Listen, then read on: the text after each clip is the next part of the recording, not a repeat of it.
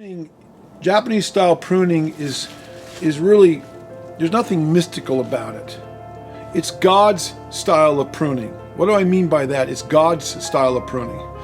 The Japanese or the Chinese apparently got it from the Chinese millennia ago, but all it was is the Orientals viewed nature.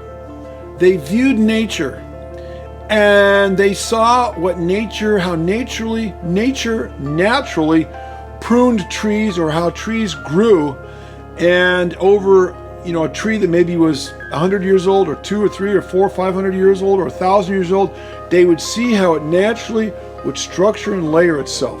Think of the trees we see along the Oregon coast. Think of the stereotypical, the Monterey pine at Big Sur that stands out there over the coast. Think of that. Most people know what that tree looks like. But there's thousands, millions of those all up and down the west coast and many coastlines. Those of us in Oregon, we can go up to the mountains. We can go up to Timberline Lodge or up on Mount Hood, or we ski or whatever, and we can see trees that are little tiny trees that may be hundreds of years old. They've been fighting the snow and the wind and the ice and the rain and they're naturally layered, and they have a real natural look. Or we can think of the stereotypical Oregon white oak, the big, 150, 200, 250-year-old oak tree, this big old oak tree that's got a trunk this big around, is standing out there in the middle of a field, and it's naturally layered. It has this beautiful symmetry to it, or in some cases asymmetry.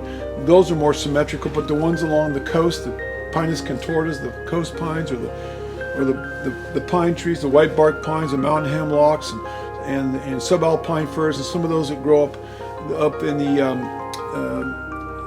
alpine areas between the 5,000 and 6,000, 7,000 foot level, up here in the Cascade Mountains. You will see more asymmetry, things that are leaning and going different directions. But we see that as being beautiful. We just have a sense of peace when we look at that. It's just, we can't explain it, but there's something just gorgeous about it. And that's all the Japanese are trying to replicate.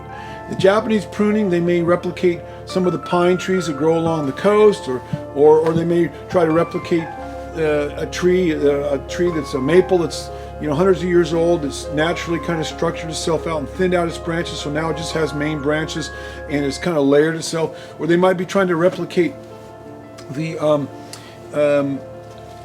some of the pine trees, or the conifers, firs, pines, whatever, that grow up in the mountains, that again have got this contorted, beautiful look. That's all bonsai is. We're trying to replicate that. And then of course the Japanese carry it to its extreme and get overly manicured and overly this and overly that, and they've turned it into almost an artificial thing.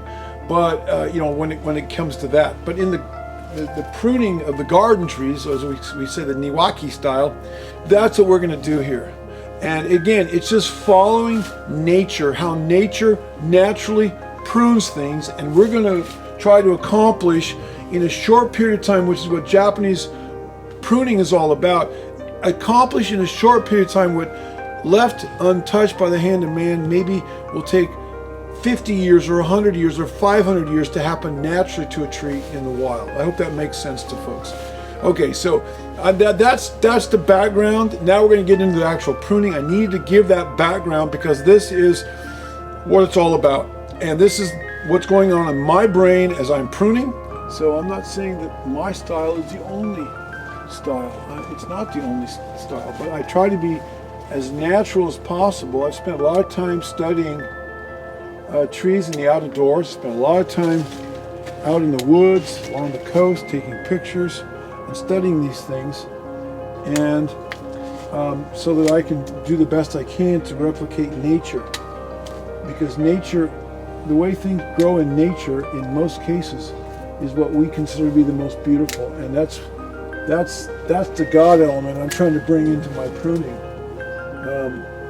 Because I believe the Creator kind of knew what He was doing, and we just replicate it. People spend thousands, tens of thousands of dollars putting together Japanese landscapes and other really nice landscapes, and they're just trying to replicate nature. And you go out in the mountains, you go up in the hills or along the coast, or wherever. In Oregon, we've got a little bit of everything. We're really blessed, and you see things that are just like, how could this have happened? It's so beautiful, and yet we can't even begin to replicate them in our yard. And yet people spend a lot of money trying to replicate these things. You hire landscape designers and architects and landscapers to try to bring nature into their yard, and you do the best you can. Some of them are real beautiful, but nothing compares with what we see going on out there. So that's the template to follow. That's the model to follow, and that's all I'm trying to do. This is my interpretation of that.